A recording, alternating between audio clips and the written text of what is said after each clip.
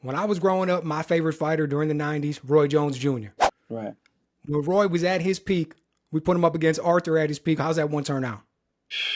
Man, listen, Roy Jones is unbelievable. At light heavyweight, uh, you would have to make Roy. Realistic. I think style wise, you'd have to make Roy the favorite, a slight favorite, right? Roy, if you're going to bet your last dollar and say who's going to win the decision, the problem is, Arthur's power and his tenacity. Something Roy, at light heavy, probably he didn't really have to face the level of Arthur.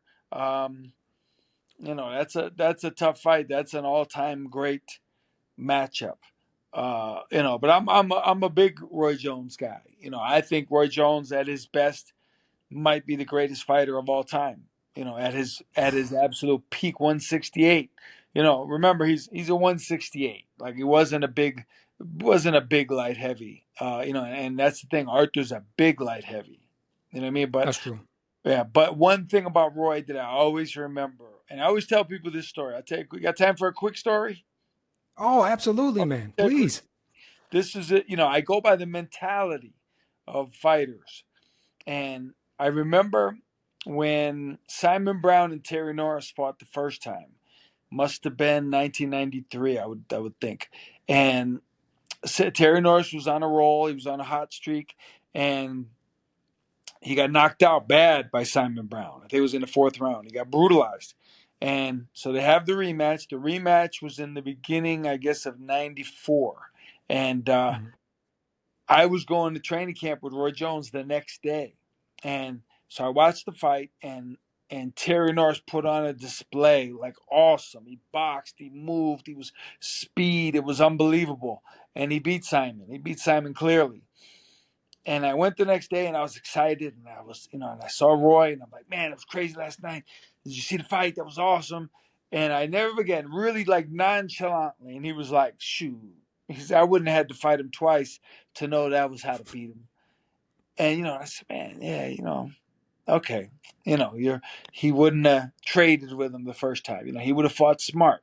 And he certainly knows that's not the way to beat Arthur. You gotta be on your toes, and you gotta box. So, I think Roy would adopt that strategy, and it would be a super tough fight. Now, of course, sooner or later Arthur's gonna land.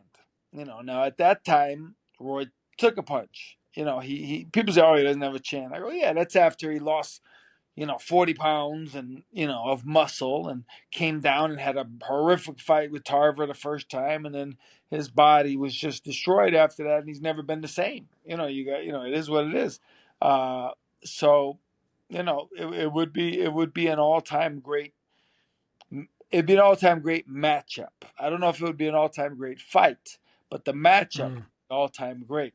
Uh, I do think Roy would probably adopt, a safety first style, which he should, and it would depend on if Arthur could solve it. But that's a lot easier said than done.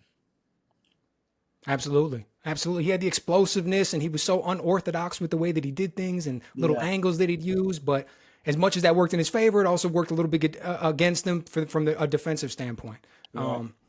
But like you said, you look at, if you look all the way, like how impressive, he got that win over James Toney, like you were mentioning down at 168. But you look at that, and then you look at the run that he made all the way up to when he beat John Ruiz at heavyweight, man. If he would have retired after that win over John Ruiz, and we didn't Yeah, never saw when he got caught by Tarver and all, dude, it'd have been hard not to put him on Mount Rushmore. of course, of course. Well, that's the thing.